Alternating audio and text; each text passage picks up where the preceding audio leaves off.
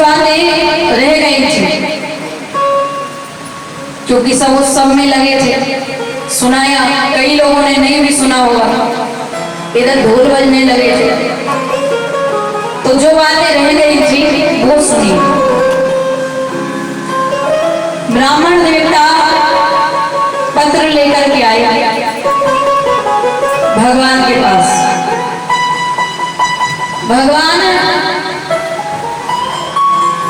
भगवान को सुनाया उन्होंने। अब यहाँ रुक्मणी जी के पास आए ब्राह्मण देवता, तो रुक्मणी जी ने कहा कहिए पत्र लेकर के आए हैं। तो ब्राह्मण देवता ने कहा पत्र तो लेकर नहीं आए। फिर बोले जिसके लिए पत्र दिया था उसी को साथ लेकर आए हैं। किसको? श्री कृष्ण को, भगवान को साथ लेकर आए हैं। ठीक है, रुक्मणी जी गई गौरी पूजन के लिए मंदिर में। रुक्मणी जी ने पत्र में लिखा था कि मंदिर में कोई नहीं होगा, मैं नहीं चाहती कि कोई युद्ध हो, तो मंदिर में कोई नहीं होगा, तो आप वहां आना और मुझे लेके चले जाना। लेकिन वहां गुप्तचरों ने शिशुपाल तक खबर पहुंचा दी। क्या कहा कि महाराज सावधान। क्यों सावधान? आपके विवाह में संकट है। कैसा संकट है? बोले हमने द्वारिकाधीश को महल के बाहर देखा है। अच्छा, तो संकट कैसा है? तब कहा कि ना आपने उसको बुलाया और ना कन्या पक्ष ने उसे बुलाया, तो वो यहाँ क्यों आया है? कोई ना कोई बात तो है, आप सावधान रहना। अब कहा कि सावधान रहना। शिशुपाल ने पहले ही कई सैनिक जिस मंदिर में रुक्मणी जी गई थी उस मंदिर के चारों ओर लगा दिया। रुक्मणी जी आई, देखा, अरे मैंने तो पत्र में लिखा था कि यहाँ पे कोई नहीं होगा और यहाँ तो हजारों सैनिक हैं। अब इनमें सबसे बड़ी बात यह है कि जिसको मैंने पत्र लिखा है उसको मैंने आज तक देखा भी नहीं है। तो अब इतने सारे सैनिकों में मैं कैसे पहचानूंगी कि कन्हैया कौन है? भगवान आकर उन्हीं के बीच खड़े हो गए। अब जितने भी सैनिक थे उनको क्यों भेजा गया कि रुक्मणी जी कन्हैया के साथ चली ना जाए, इसलिए। लेकिन जितने भी सैनिक थे वो रुक्मणी जी के रूप सौंदर्य को ऐसे देख रहे हैं, नेत्र देखो कितने सुंदर है, चाल देखो, उनकी नजर रुक्मणी जी पे से हटे तब तो इधर उधर जाए और रुक्मणी जी सबकी ओर देखे कि कौन है, इनमें से कौन है। तो रुक्मणी जी जैसे किसी सैनिक की ओर देखे असमंजस में, वो सैनिक क्या सोचे हम भी किसी से कम नहीं। अब भगवान ने देखा कि ये तो मुझे ढूंढ रही है। भगवान ने हाथ हिला दिया, हम ही हैं। रुक्मणी जी समझ गए, अच्छा। भगवान को देख के ही रुक्मणी जी समझ गई कि यही है। भगवान आए, भगवान जा रहे हैं, सैनिक बातें कर रहे हैं, कितनी सुंदर है, क्या चाल है। भगवान जाके रुक्मणी जी के पास खड़े हो गए। तो एक सैनिक बोला, चाल नहीं, अरे जोड़ी तो देख, जोड़ी कितनी प्यारी है। भगवान ने रुक्मणी जी का हाथ पकड़ा, ले जाके रथ में बिठा दिया। अरे सैनिक बोले रथ भी तो देखो कितना सुंदर है, घोड़े देखो, कान बिल्कुल हैदराबादी घोड़ों जैसे। अच्छा, भगवान ने रथ को उड़ा दिया, वायु वेग में रथ उड़ता जा रहा है। अरे ये सैनिक बोले कितना सुंदर देखो, घोड़े उड़ रहे हैं। अब एक सैनिक ने कहा कि हम कोई काम करने आए थे। हाँ आए तो थे। अरे वो रुक्मणी की रक्षा करने आए थे, रुक्मणी चली ना जाए कहीं। सखियों ने कहा भांग पी के निकले थे, वो चली गई रथ में बैठ के। अरे ले गाओ ले गाओ ले गाओ। भगवान लेके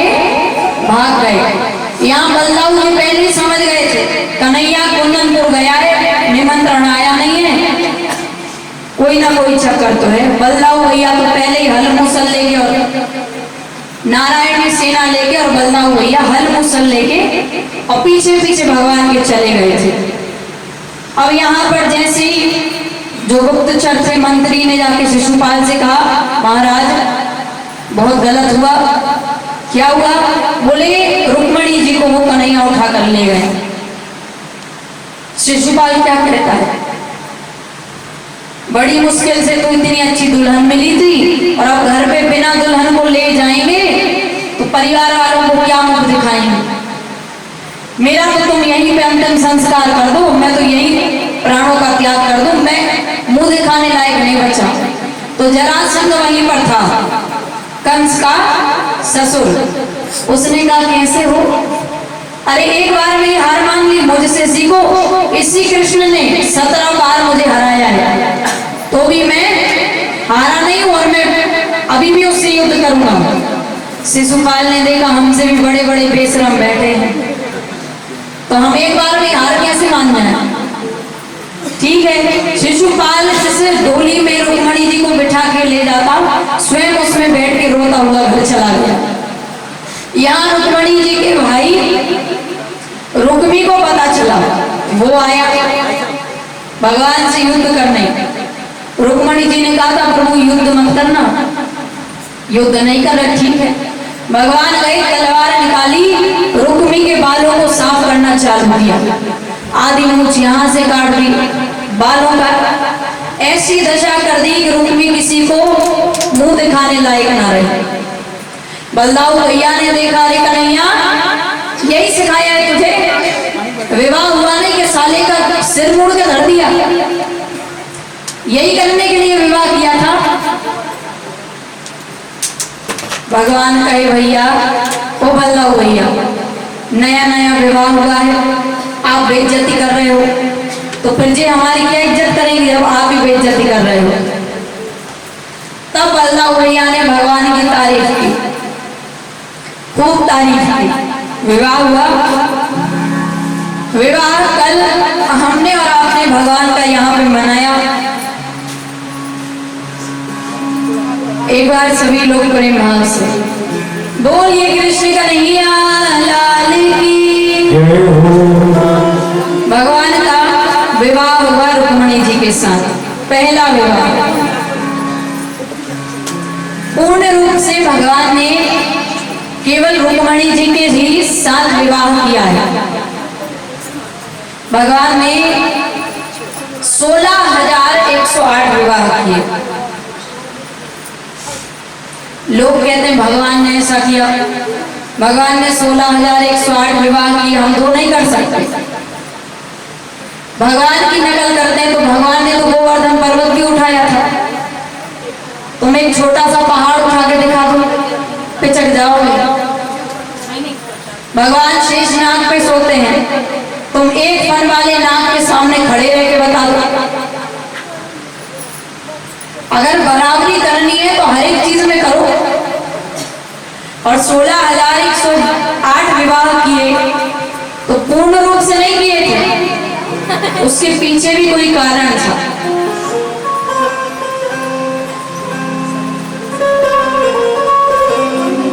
क्या कारण था? आइए, रुक्मणी जी का विवाह, भगवान का एक विवाह तो हो गया। अब चलते हैं 16,108 विवाहों के।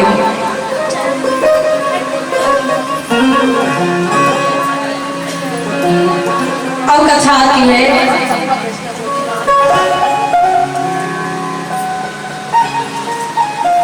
आप लोग शांति से बैठ जाएं।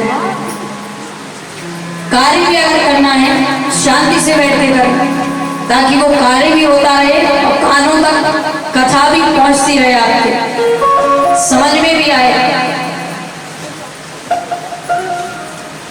16,108 विवाह भगवान ने कैसे किए?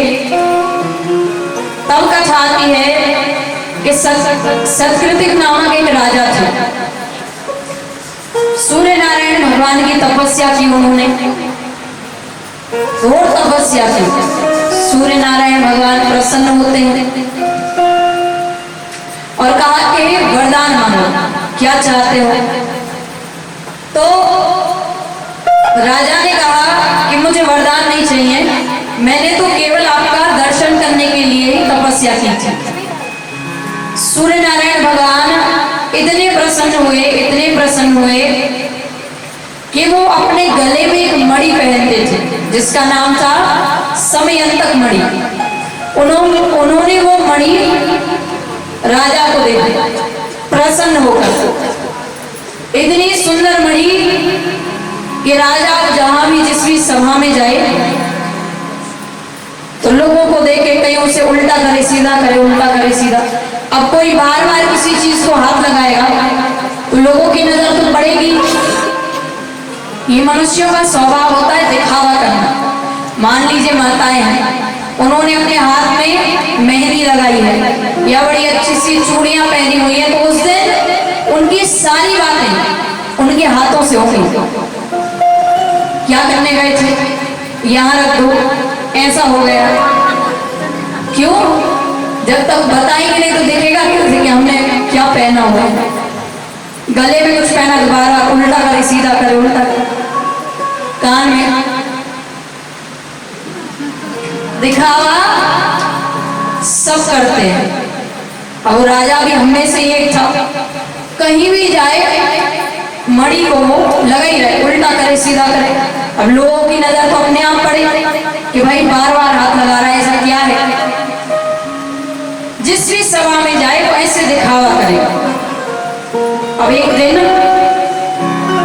कहीं पर सभा लगी हुई थी, वहां पर भगवान भी आए थे, क्योंकि अब भगवान राजा बन चुके हैं तो भगवान की सभाएं होती है तो बुलाया जाता है। भगवान आए, उसने वही हरकत वहां की, लोगों को दिखाने के लिए उल्टा करे सीधा करे। अब मनुष्य को अच्छे से नहीं जानता, पर वो भगवान है। भगवान को बड़ी हंसी लगी। अच्छा, कई बार हमें लोगों की हरकतों पे हंसी लगती है ना, हंसी आती है, पर हंसना नहीं चाहिए, मन में ही रखना चाहिए। लेकिन भगवान ने हंस दिया। राजा को बड़ा बुरा लगा कि सब तो मेरी मणि की तारीफ कर रहे हैं और ये क्यों हंस रहा है। वो बात वहीं रह गई। अब एक दिन राजा का भाई उसी मणि को पहनकर शिकार खेलने गया। शिकार खेलने गया तो एक शेर ने राजा के भाई को मारकर वो मणि लेकर और चला जाता है। और आगे गया शेर तो एक रीछ उस शेर को मारकर वो मणि ले जाता है। वो रीछ कौन थे? जामवंत जी, जो राम जी के साथ थे। रीछ मणि को लेकर चले जाते हैं। अब यहाँ पर राजा को पता चला कि भाई की मृत्यु हो गई और मणि है नहीं, कहीं पर गिरी होती तो यहीं कहीं मिल जाती, यानी किसी ने चोरी कर ली। तो राजा ने पूछा, तो कई लोग रहते हैं जो मदद तो करेंगे नहीं, कान भरने आ जाएंगे, तुम्हें किसी पे शक है? किसी ने कोई हरकत की? राजा ने कहा, राजा को याद आ गई बात, हरकत तो एक ने की थी, कन्हैया ने। ना उसने मेरी मणि की तारीफ की और ऊपर से वो हंस रहा था। अब भगवान के इतने दुश्मन हैं कि लोगों ने कहा उसी ने चुराई है, वो तो है ही चोर। वृंदावन में किसी से भी पूछो, सब कहेंगे कि वो चोर है, तुम्हारी मणि उसी ने चुराई है। अब वो राजा जहां भी जाए, हर जगह जाके एक ही बात कहे, मैंने जो वो गले में मणि पहन रखी थी ना, वो कन्हैया ने चुरा ली। भगवान तक बात पहुंचती है। भगवान कहे वृंदावन में चोरी करते थे तब चोर नाम पड़ा था, यहाँ तो बिना चोरी किए ही चोर चोर कह रहे हैं सब। तो भगवान गए कहाँ? जहाँ राजा का भाई मरा था, जहाँ उसकी मृत्यु हुई थी, वहां गए भगवान। जहां पर उसकी लाश पड़ी हुई थी उसके आगे शेर के पैर के निशान थे।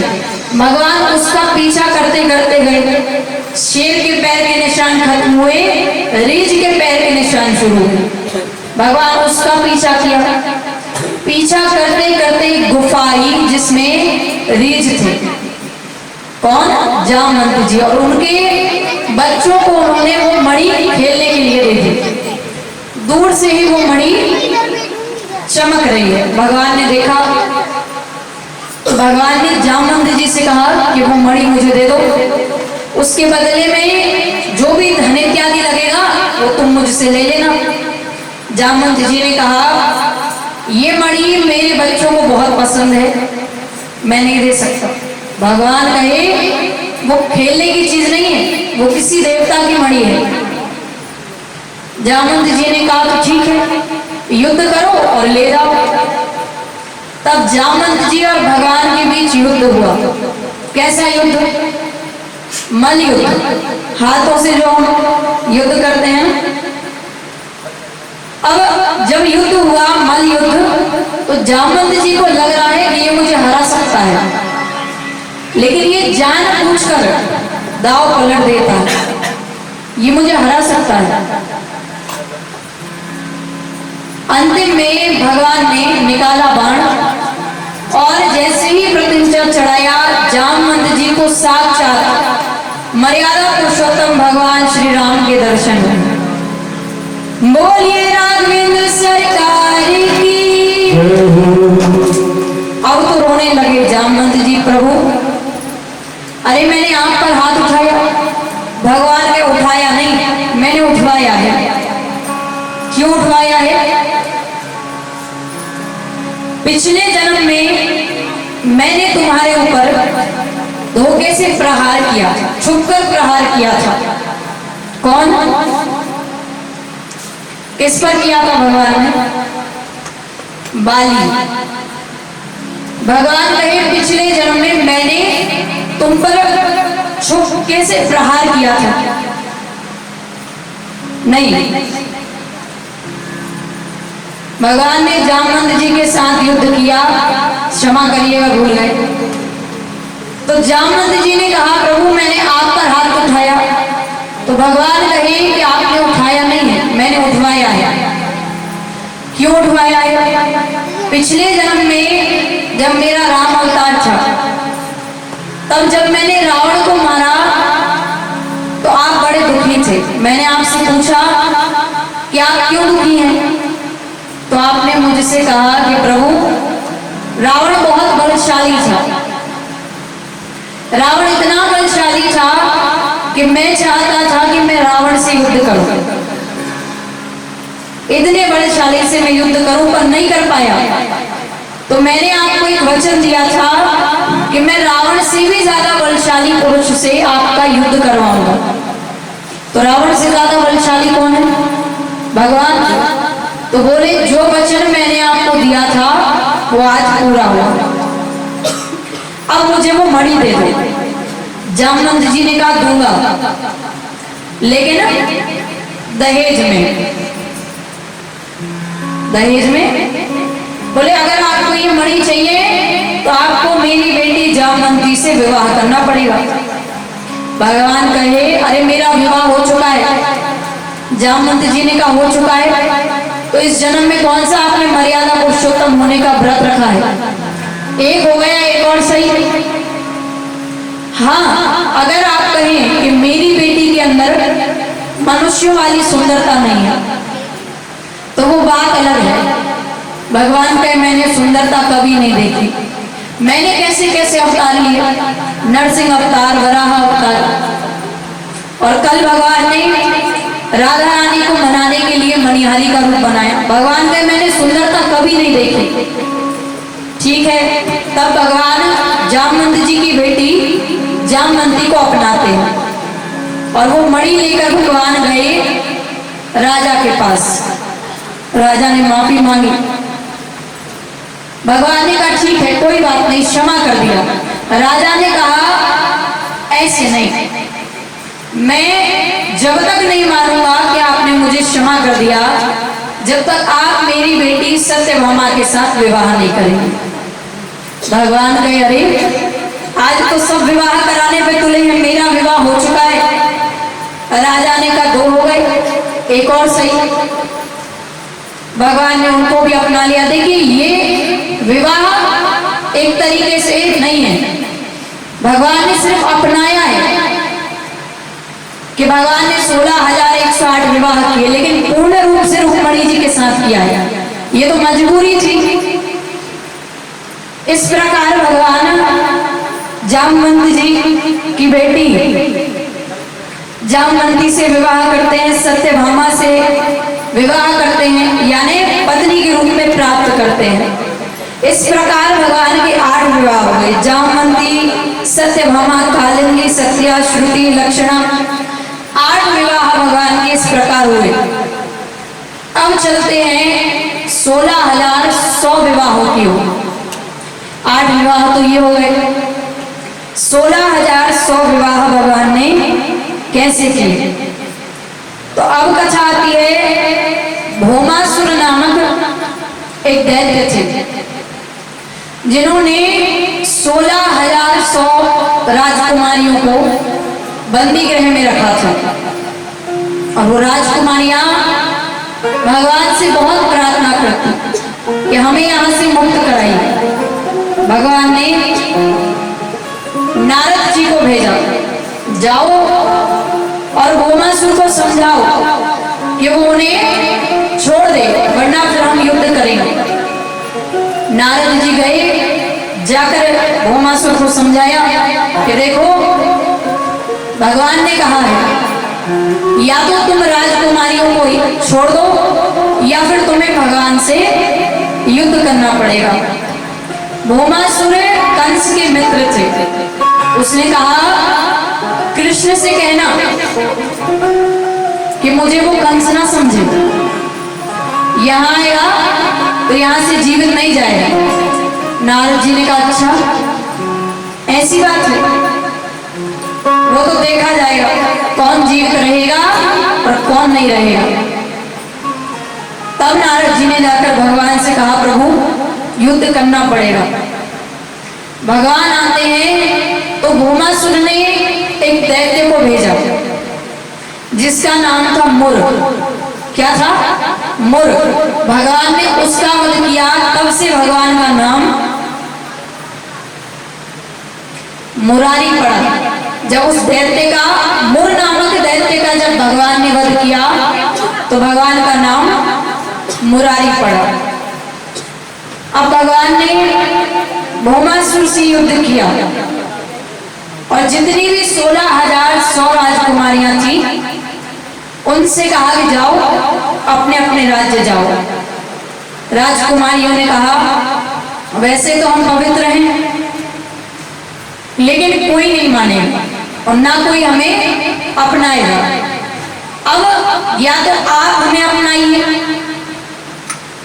या फिर हम अपने प्राणों का त्याग कर देंगे। तब भगवान ने 16,100 राजकुमारियों को अपनाया, अपना नाम दिया। इस प्रकार भगवान के 16,108 विवाह हुए पूर्ण रूप से, लेकिन रुक्मणी जी के साथ भगवान ने विवाह किया था। अब एक और कथा आती है कि वाणासुर नामक एक दैत्य थे। दैत्य तो थे पर गुण नहीं थे दैत्य वाले। भोले बाबा के बड़े भक्त, कुछ ना करें, पूजा पाठ मंत्र इत्यादि कुछ ना आए, 10 से 12 घंटे सिर्फ भोले बाबा का श्रृंगार करें। संतों ने, ऋषिगणों ने देखा कि इतना बड़ा भक्त है भोले बाबा का, लेकिन ये करता क्या है, 10 से 12 घंटे श्रृंगार में लगा देता है। इस समय में अगर ये कुछ स्तुतियां गाए तो भगवान प्रसन्न हो जाएंगे। संत प्रसन्न होकर वाणासुर को 1-2 स्तुतियां सिखाते हैं कि रोज इनका जाप करो। वाणासुर ने उन स्तुतियों का जाप किया जिससे भोले बाबा प्रसन्न होकर उन्हें दर्शन देने आते हैं। भोले बाबा ने कहा वरदान मांगो। देखिए वो दैत्य है, दिमाग नहीं है उसके अंदर। उसने क्या कहा, मुझे 1000 हाथ वरदान में चाहिए, मेरे 1000 हाथ हो जाए। अब भक्त बोले, भोले बाबा उनसे भी ज्यादा भोले, बिना सोचे समझे वरदान दे दिया कि ठीक है। और भोले बाबा तो चले गए। यहाँ उसके 1000 हाथ हो गए। 1000 हाथ हो गए तो जो श्रृंगार 10 से 12 घंटों में होता था वो 1-2 घंटे में होने लगा। लेकिन अब दैत्य है पर गुण नहीं है दैत्य वाले, तो क्या करे, वो हाथ उसे भारी लगने लगे। दिन ब दिन हाथ भारी लगने लगे तो वो पत्थरों को तोड़ने लगा। फिर तपस्या की, फिर भगवान को बुलाया। भोले बाबा से कहा कि मुझे ये हाथ नहीं चाहिए, मुझे मैं जैसा था मुझे वैसा कर दीजिए।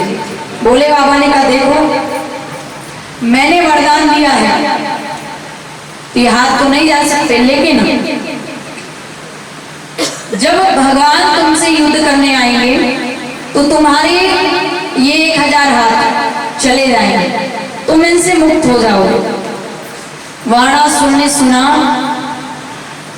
कि भगवान युद्ध करेंगे तो वो डर जाता है। तो वाणासुर ने भोले बाबा से कहा भगवान मुझसे युद्ध करने आएंगे तो मुझे वचन दीजिए कि जब भगवान मुझसे युद्ध करें ना तो आप मेरी तरफ से भगवान से युद्ध करेंगे। भोले बाबा ने कहा ठीक है। अब यहाँ पर वाणासुर की पुत्री उषा, इसने अब देखिए भगवान का वंश भी आगे बढ़ गया तो कई पुत्र पौत्र इत्यादि हो गए। उषा ने सपने में भगवान के पौत्र अनिरुद्ध को देखा। अब हम और आप किसी को पसंद करेंगे तो उसके घर जाएंगे, बात करेंगे, फिर जाके रिश्ता होगा। लेकिन अब वो दैत्य की पुत्री है। उषा ने जैसे ही अनिरुद्ध को सपने में देखा, आधी रात में देखा, वो रातों रात अनिरुद्ध का अपहरण करके ले आए। भगवान डर जाते हैं। भगवान ने कहा देखो हमें रिश्ता मंजूर है, लेकिन हमारे पौत्र को अनिरुद्ध को वापस कर दो। वाणासुर को क्योंकि हाथों से मुक्त होना है, तो उसने कहा अगर अनिरुद्ध को लेकर जाना है तो युद्ध करना पड़ेगा। ठीक है, भगवान आए, एक बाण चलाया और पहले ही बाण में वाणासुर के 1000 हाथों से वो मुक्त हो गया। भगवान दूसरा बाण चलाने वाले थे, भोले बाबा सामने आके कि देखिए जिस काम के लिए आए थे आप वो हो गया। वाणासुर से भी भोले बाबा ने कहा कि अब युद्ध नहीं होगा, तुम्हारे हाथ मुक्त हो गए ना, ठीक है। भगवान अनिरुद्ध और अपनी पौत्र वधू को लेकर चले जाते हैं। यहाँ भोले बाबा की बात आई तो भोले बाबा इतने भोले कि वाणासुर ने बिना सोचे समझे जो मांगा भोले बाबा ने वो दे दिया। और आइए उन्हीं भोले बाबा को आज हम मनाते हैं। कैलाश के निवासी नमो बार बार।